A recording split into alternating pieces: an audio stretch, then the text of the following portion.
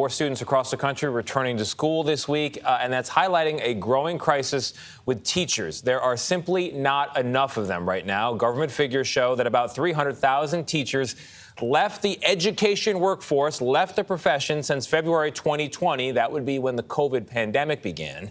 And in states like Mississippi, Florida, and Nevada, they've been hit especially hard by these shortages.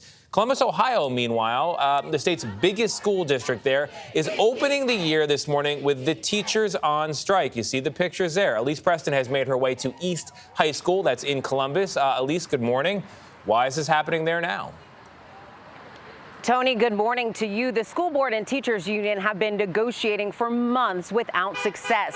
This ongoing strike means no one will be in class here today. Students will begin the school year online, with many taught by substitutes.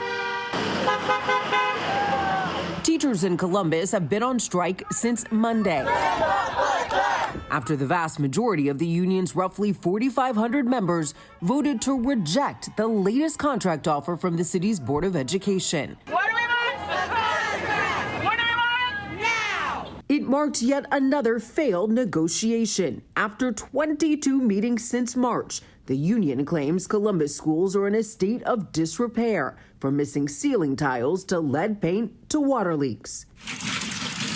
We will continue fighting until we have safe, properly maintained, and fully resourced schools in every neighborhood. The school board says it's committed to addressing those issues, but insists they can only be solved with more taxpayer dollars, not a contract with teachers. What goes in the contract doesn't actually solve that problem. As the unresolved negotiations force a virtual start to the school year, the teachers union is calling on families to honor the picket line by boycotting remote class. We're starting off how we did with COVID. The conflict has put students like 16-year-old Inaya Broom, a senior at Eastmore Academy High School, in a tough position. She told us she'd rather be in person, but supports the strike. We started off school with no air, no heat. It's embarrassing compared to these other school districts. Our school has been the same for like 50 years. You're laughing. Because my grandma went to the school and she said the same thing. Like, why does it look exactly the same? Her mother agrees, but worries about how the disruption and more remote class could take a toll on some students. I stand by the teachers, but this being the beginning of the school year, I think was just terrible for the kids.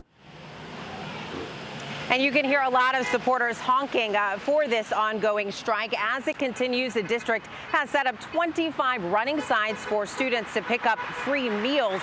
Meanwhile, the teachers union and school board head back to the bargaining table this afternoon.